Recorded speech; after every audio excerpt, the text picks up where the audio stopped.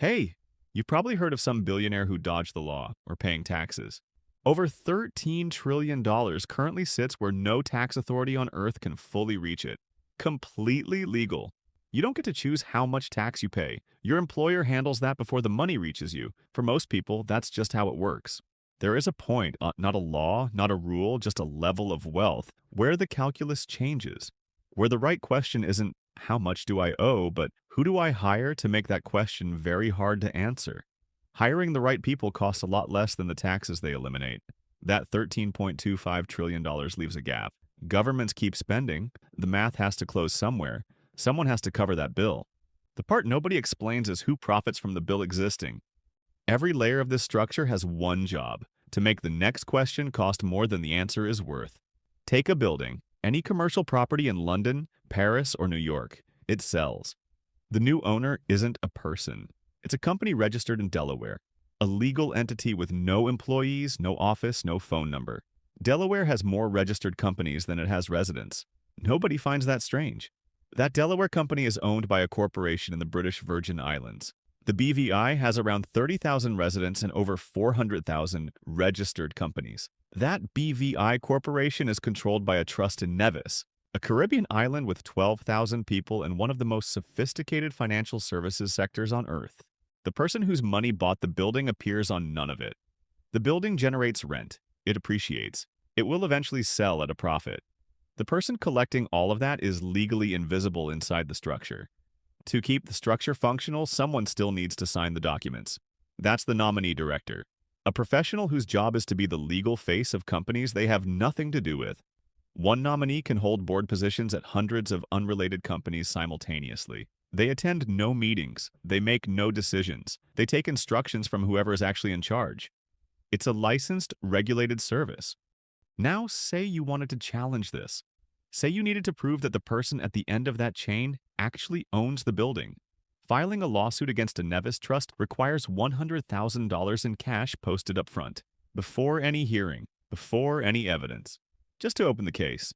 If you post that and proceed, Nevis doesn't recognize foreign court judgments. A ruling from London means nothing there. The entire case restarts under local law. And if the assets have been inside the trust for 2 years, your right to challenge them has already expired. Gone. The Cook Islands works identically. In over 30 years of contested litigation, no creditor has ever successfully recovered assets through Cook Islands courts. Not once. None of this is criminal.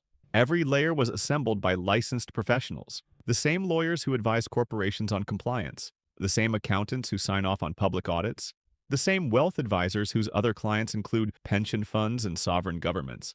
The structure is legal because the people who built it are also the people who draft the laws it operates under.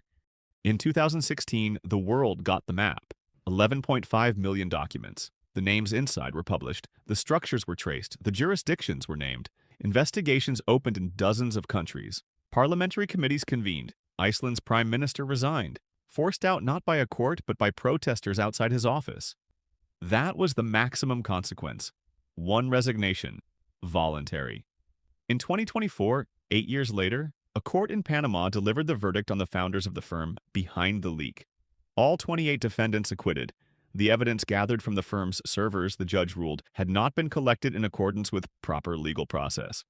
The largest financial data leak in history was inadmissible in the only court that mattered. While that case was working its way toward acquittal, the firms that built these structures kept operating.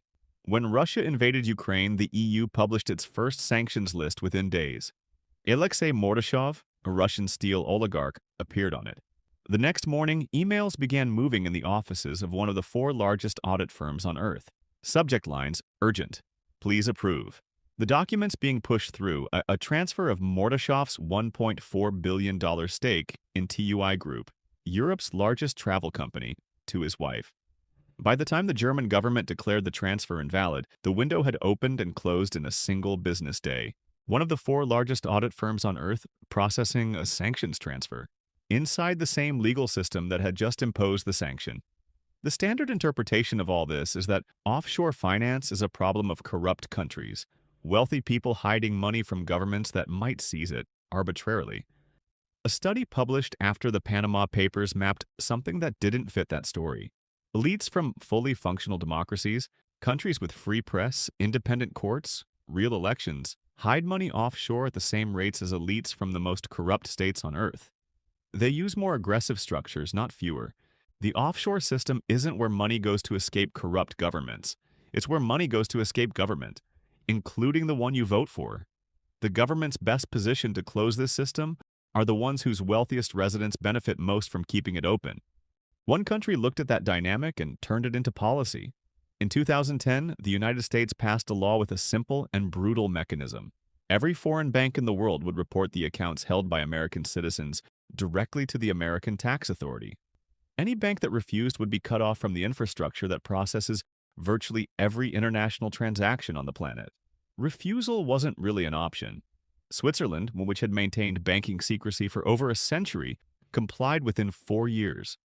There is an international agreement under which over 100 countries automatically share financial account data with each other. Every country that signed must report American assets to Washington. Washington reports nothing back. The country that broke Swiss banking secrecy opted out of the agreement that would have required it to do the same. As traditional offshore centers came under pressure from that enforcement regime, the money needed somewhere new. Not a Caribbean island.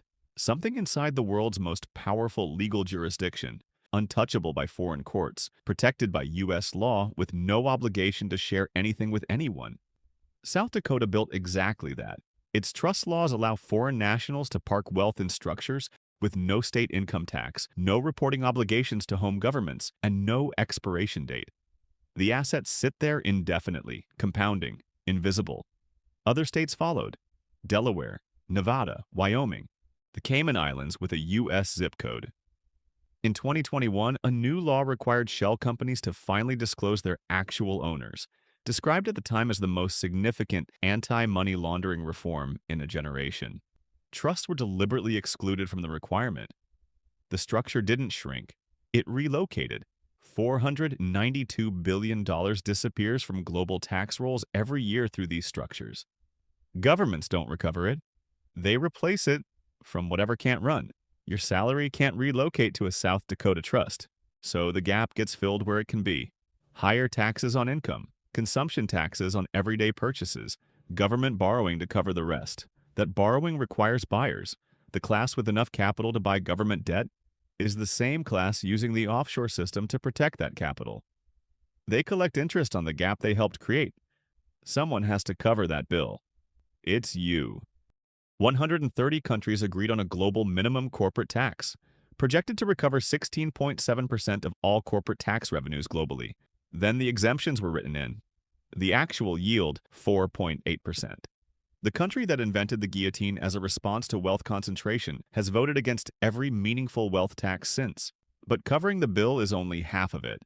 Central banks create new money to finance government spending, to absorb financial losses, to cover whatever the moment requires. That money enters the financial system first, while it's still worth full value. Then businesses and asset owners. Then eventually wages. By the time a raise reaches your paycheck, prices have already moved. Your salary goes up 5%. Rent, groceries, and gas go up more. The people closest to the source gain. Everyone else runs faster to stay in the same place. If you've watched our video on why your raise makes you poorer, this is the same mechanism at a much larger scale. The offshore system creates the deficit. That deficit requires borrowing. The borrowing requires buyers, the same class using the offshore system. They collect the interest. When central banks expand the money supply to finance spending, to stabilize markets for whatever reason they choose, the Cantillon effect runs, and the same class positioned closest to the source gains first. The offshore system doesn't just shelter wealth from the bill. It generates income from the bill existing. $13.25 trillion. Documented, named, investigated by governments on 4 continents. The problem was never that nobody knew. The governments capable of closing this system borrow from the class that built it. That class collects the interest on the debt. The offshore system is the price of that arrangement. No individual had to design this. The system produces the outcome on its own. A monetary system that creates money through debt needs that debt continuously purchased. A state dependent on that financing cannot alienate the class that provides it. Every institution that tried to stop it documented exactly how it grew. The information was never the obstacle. If this changed how you see where the money goes, subscribe. We don't have a trust in Nevis, so we rely on the algorithm instead. Thanks for watching.